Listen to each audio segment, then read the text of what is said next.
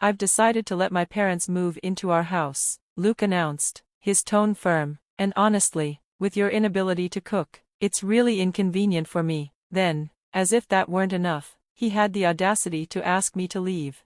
I stared at him in disbelief. He stood there, a smug smile on his face, as if he had accomplished something remarkable. The sheer absurdity of it rendered me speechless, at least for a moment, but as reality sank in, anger surged through me.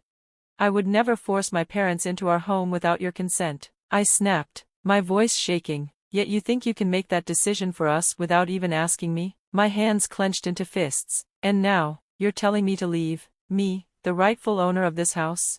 Luke's arrogance had always irritated me, but this was too much. For years, I had tolerated his overbearing nature, but now it made me sick to my stomach. The way he strutted around, acting like he owned the place when he hadn't contributed a cent, was exhausting.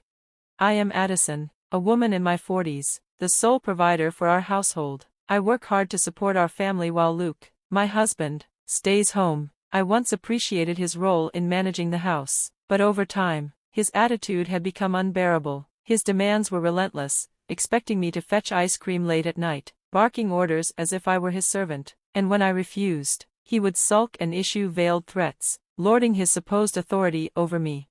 It was suffocating. I'm exhausted, Luke, I finally whispered, my voice raw with frustration. I can't keep living like this. But instead of understanding, he confronted me, his temper flaring. You can't just walk away, Addison, he snapped. Why are you acting like this? Drained beyond words, I forced a smile, hoping to defuse the situation. I'm just really tired, please try to understand. But he didn't. His disappointment in me only deepened, and I no longer had the energy to fight. I murmured another empty apology and retreated to my room, my spirit crushed under the weight of his dominance. The days blurred together in a cycle of exhaustion. Then, one night, my body gave out, feverish and weak. I had to take a day off work, something I rarely did. Every movement felt like agony, and I barely had the strength to lift my head. Luke, I feel awful, I admitted, hoping for a shred of kindness. He scoffed, you're exaggerating. You can still get up and do your chores.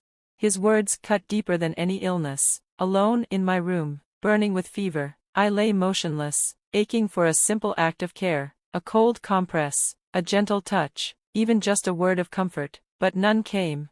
Through the haze of my fever, doubts consumed me. Why was I enduring this? Why was I the only one suffering? What had I done to deserve such indifference? 3 days passed before my fever finally broke, and I dragged myself back to work. My colleagues noticed immediately.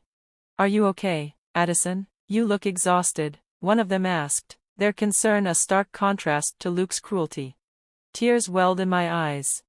A voice inside me screamed that I couldn't keep living like this, that I was approaching my breaking point, but fear held me back, the fear of change, of confronting reality, of walking away from the life I had built. Then, one evening, Luke called me into the living room. His energy was different, excited, almost eager. We need to talk, he said. Curious but wary, I sat down, bracing myself. I've decided my parents will move in, he declared. Oh, and by the way, your inability to cook is a real problem. Before I could respond, he dropped the final blow. I also plan to change the house's ownership to include them, divorce you, and start a new family. My decision is final, and nothing you say will change it. The room spun. His words rang in my ears, their cruelty almost surreal. I could only manage one question. Why can't we just live together with your parents? But deep down, I already knew the answer. And maybe, just maybe, it was time to finally walk away. I asked, my voice trembling. They would love to be close to me again, Luke replied, his tone unnervingly calm, as if my feelings were irrelevant. Addison, as the man of the house, it's my decision, he added arrogantly, disregarding my emotions entirely. That was it, the final straw. I knew, in that moment, that I couldn't continue this relationship. It had become unbearable. Luke chuckled dismissively. Your love for me blinds you. I only want to take care of my family, he said playfully, as if all of this was some trivial game. But he was wrong. I hadn't felt any love for him in a long time. I've already fallen out of love with you, I stated quietly, my voice steady. All that's left is my astonishment at your selfishness and my regret for not leaving sooner." Luke smirked, misinterpreting my hesitation. "If you leave, you'll be on your own. Are you sure about this?" he challenged, his voice laced with doubt. To remove any trace of uncertainty, I declared, "I'll leave." For the first time, Luke faltered. He hadn't expected me to actually agree. "You won't manage without me," he scoffed, trying to regain control. I met his gaze, unwavering. "I've already fallen out of love with you," I repeated. "Letting go of what's unnecessary is freeing." The weight of my words settled between us. Luke looked utterly lost. I simply nodded, thanked him for everything, and walked away. Back at my parents' house, I explained everything. Their initial anger at Luke softened once they saw I had a plan. With their support, I began the healing process.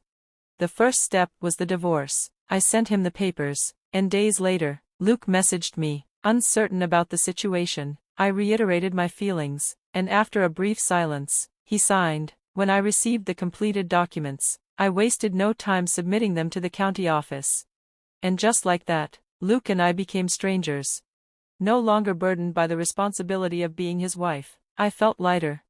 During the divorce proceedings, we divided our assets. Luke insisted on keeping the house, something I had never truly wanted, so I gladly let it go. Instead, I opted for alimony. Since he was unemployed, his parents covered it, though I suspected he was desperately job hunting to repay them. But life had a way of dismantling even the best-laid plans. A month after our divorce was finalized, I had settled into my new home, enjoying the peace I had long been denied. Then, one evening, my phone rang. Luke. Annoyance flared within me, but I knew ignoring him might only lead to more issues. With a resigned sigh, I answered. "Hello, what do you want?" I asked, my patience already wearing thin. "Please help me," he pleaded. His desperation only made me chuckle cynically. I had expected him to struggle, but the sheer urgency in his voice was unexpected. "Get to the point, Luke," I said flatly.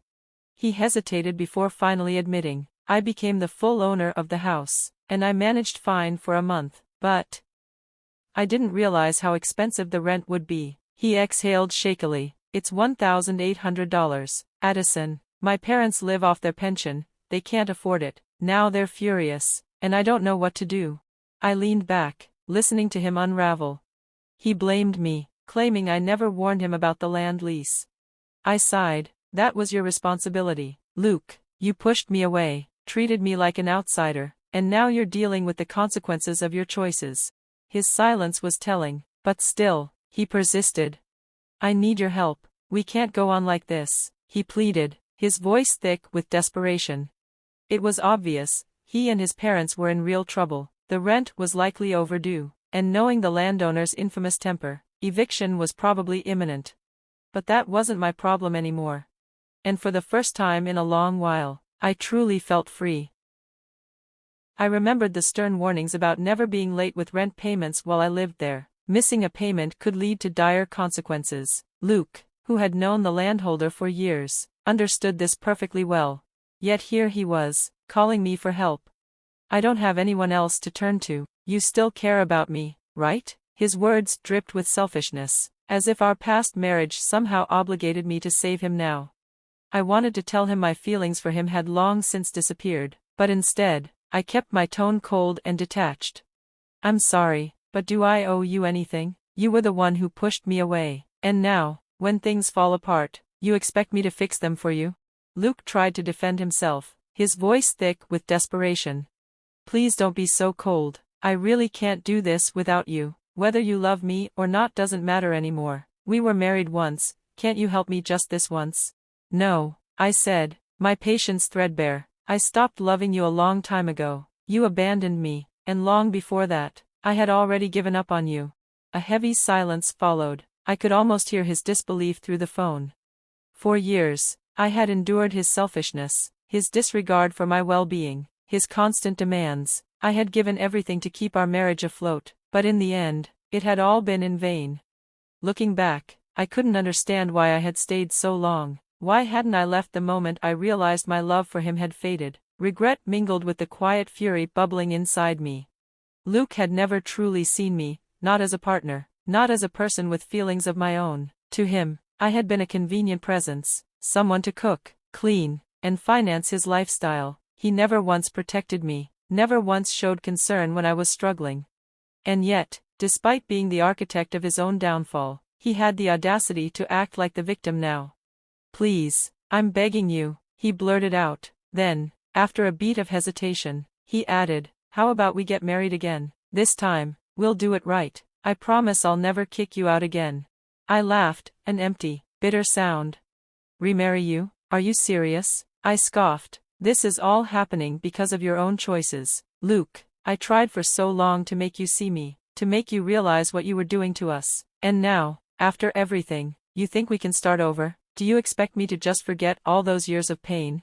Tears welled up, but they weren't from longing, they were from anger, from exhaustion. "I will never go back to that life," I declared, my voice trembling. "Never." Luke said nothing. Perhaps, for the first time, he truly understood. I exhaled shakily, wiping my tears. There was nothing left to say. "Goodbye, Luke." And with that, I ended the call. Then, I blocked his number. I later heard from mutual friends that Luke and his family had been evicted. His attempts to convince his parents to pay the rent on his behalf had failed spectacularly. Furious, they had refused, snapping, "That's not what we agreed on." With no steady job, Luke had resorted to part-time work, barely scraping by. My former in-laws, forced to sell their home, now lived in a cramped, run-down apartment with him. As for me, I poured myself into my work. My boss even mentioned a possible promotion. I might soon become the first female manager in the company. My colleagues respected me, and even the younger employees looked up to me. Sometimes, friends would ask, "Do you think you'll ever get married again?" The thought of it made me uneasy. After everything I had been through, the idea of marriage felt suffocating. I had spent too long being trapped in a life I didn't want. But life was long, and there was no need to rush. If I could live a life without regret, that was enough. If I could live true to myself, that was all I needed. And so, I walked forward, at my own pace, on my own terms.